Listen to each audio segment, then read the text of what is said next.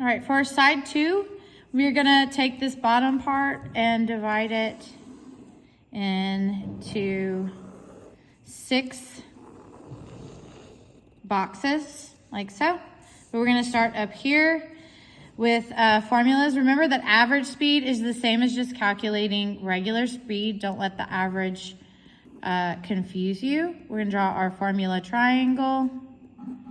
When the letters are on top of each other, that tells me that I need to divide. So I know that the distance is up here and the time is down here, because that's division. And then that leaves speed right here. If they are next door neighbors, that means that you multiply. We'll do the same for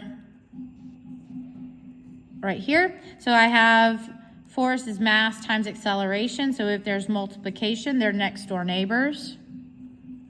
And then that leaves that position up top.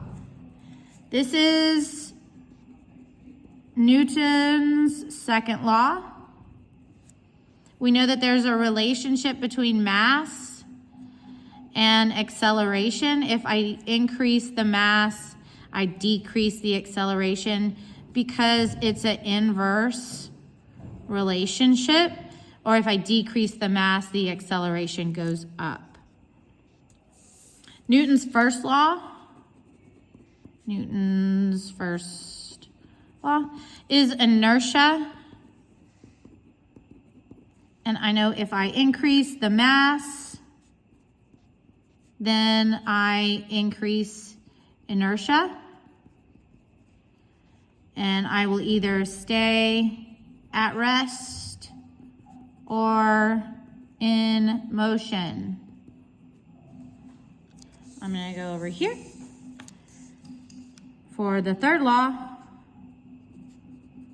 And this is action, reaction. We want to remember that forces are always equal and opposite, no matter the size. It could be a bug and a car. The forces are equal and opposite. We're going to draw a little free body diagram and label our forces. Always pulling down is the force of gravity. The force that pushes up is always the normal force. My action is the applied force, so this could be my push or my pull. And then always opposite the applied force is my force of friction. Okay, so those are our forces always at play. In the first box here, we're gonna draw SNEF. So here's my sun. I have the earth in the middle, and then I'm gonna draw 4 moons. Remember that our orbits, whether it's the earth around the sun or the moon around the earth, it's always counterclockwise. So SNEF, sun, new moon, earth, and full moon. And then my quarter moons, I know going in this direction, I'm getting brighter. So light on the right, getting bright. That's my first quarter. And that means that this one is my third quarter, and it will look exactly the opposite. Okay, so a spring tide is a straight line, and it is very strong. Oh, I didn't need that S. That's okay. And then a neap tide is a 90-degree angle, and they are weak.